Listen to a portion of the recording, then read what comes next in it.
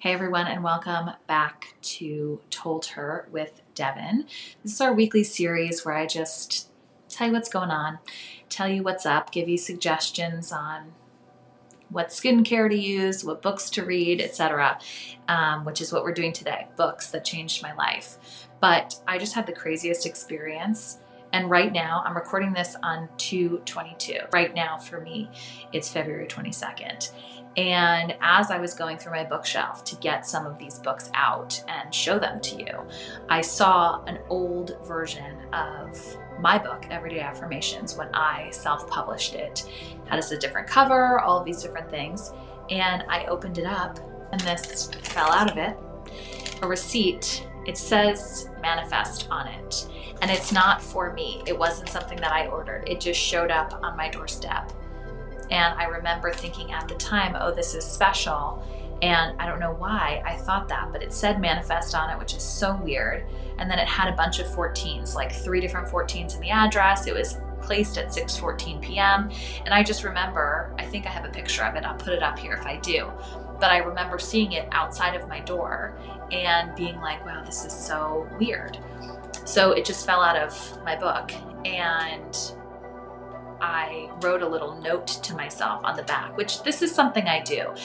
I'll write little notes to myself, or I'll write moments in time that I think are important and stick them into places where, like, I think I'll probably find them later. So this says, I bring in all good. I welcome positive change. I am built for all of this. I am a leader. I am a healer. I am excellent at what I do. I live in abundance. I love myself. I love the people around me. I trust my path and surrender because I live in my truth. I just needed to see when this was written.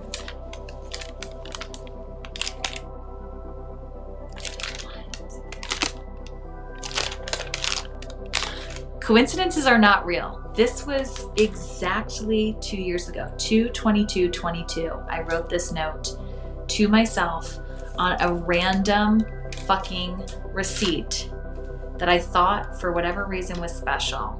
And then today I was having such a tough conversation with someone right before I filmed this and questioning a lot of things about myself and my life and sometimes how I feel.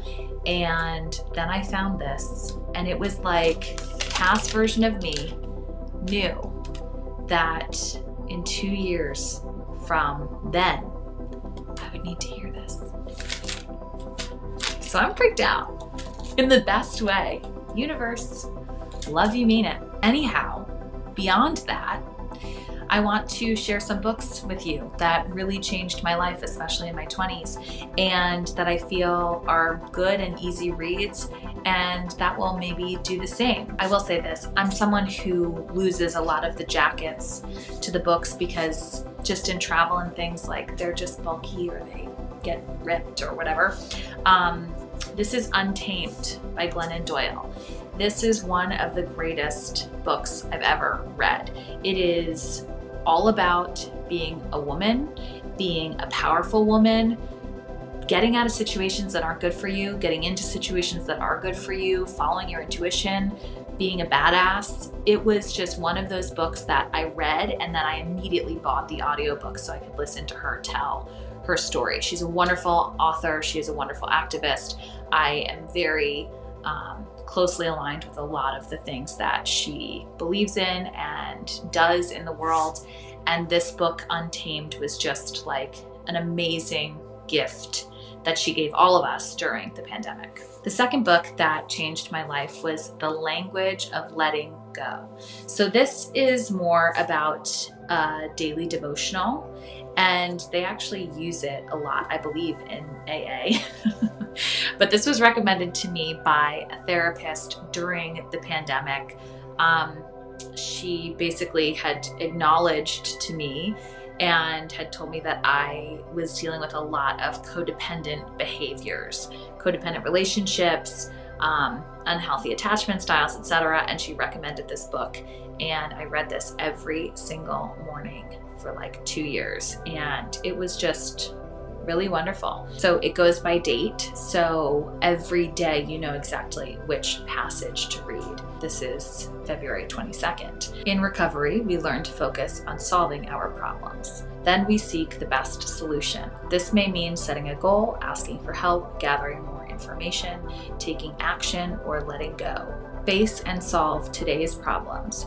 Don't worry needlessly about tomorrow's problems, because when they appear, we'll have the resources necessary to solve them. So it's just like a bunch of great passages like that I loved and still do. This was another author that I was introduced to during right after the pandemic, Brianna Wiest. She's awesome. She's a lot of different books. The Mountain Is You is another one that's really popular.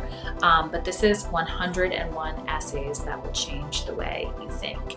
And it did. The reason why this changed my life, though, was because it was the first time that I felt I'd seen a young female author write about something that wasn't like fiction and that wasn't necessarily totally self-help.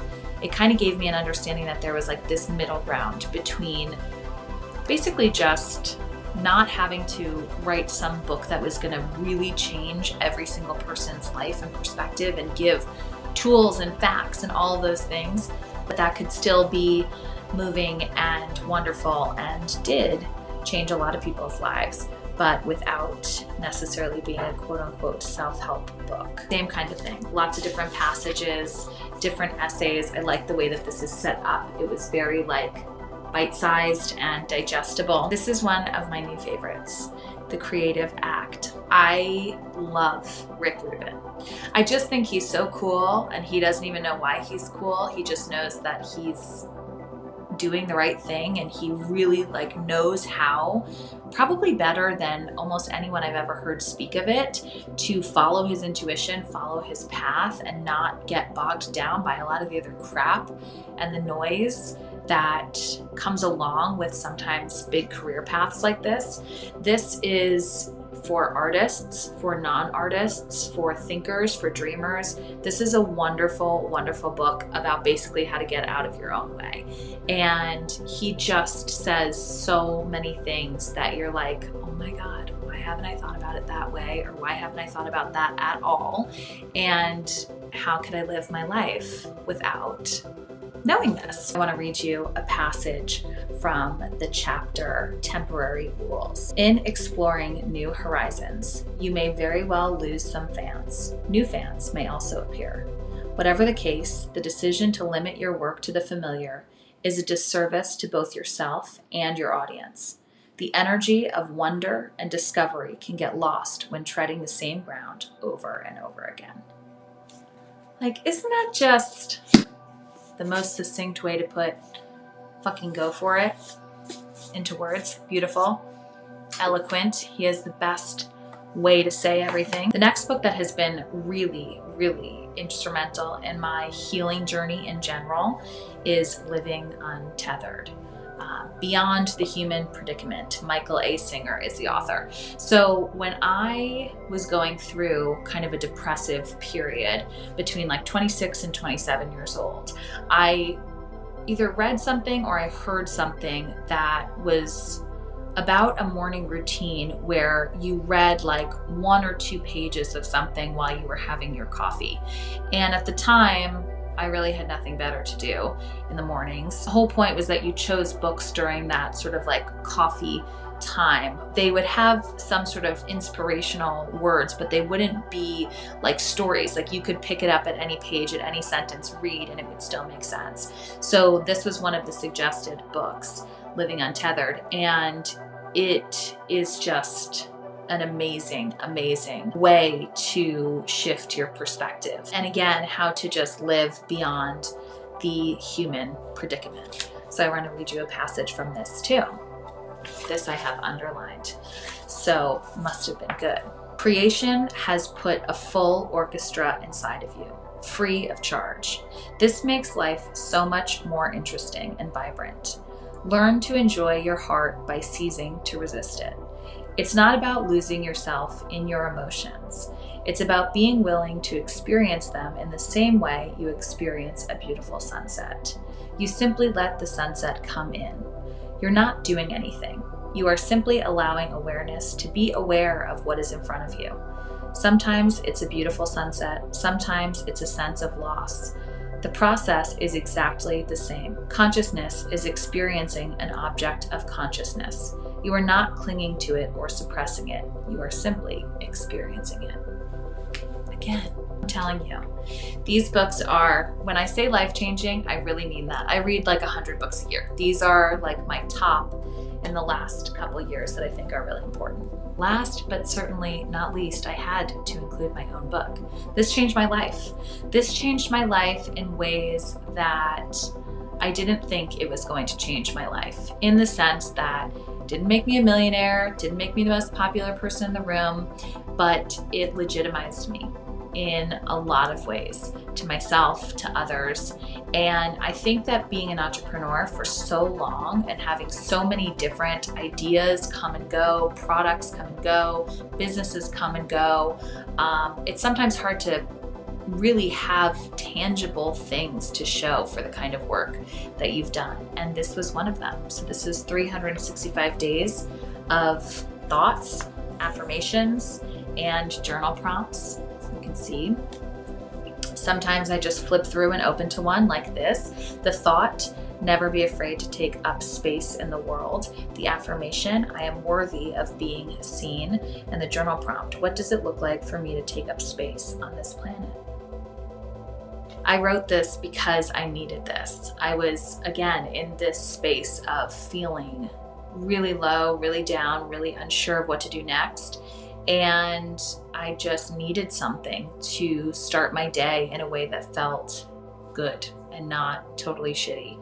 And this was that. So yeah, a couple of my favorite books. Again, I'll link them. I love, love, love sharing books, sharing literature, sharing stories. I think books are really important. Like I said, I read a lot. I love it. It is a wonderful pastime for me, always has been. And I've needed different kinds of books at different times. But there are so many books that I think are wonderful and amazing, and maybe we'll do a little book club or I'll make this a series. But for now, these are my top choices. I hope you enjoyed this video, and just circling back to the very beginning, if you are in a moment right now where you need a sign or need to know that you're doing the right thing or that you are on the right path, just ask for one. They come to you in all sorts of ways. That one was really blatant, and it was past me saying to myself now, like, you're fine. But yeah, amazing. Have a great weekend, and I'll see you next week. Cheers.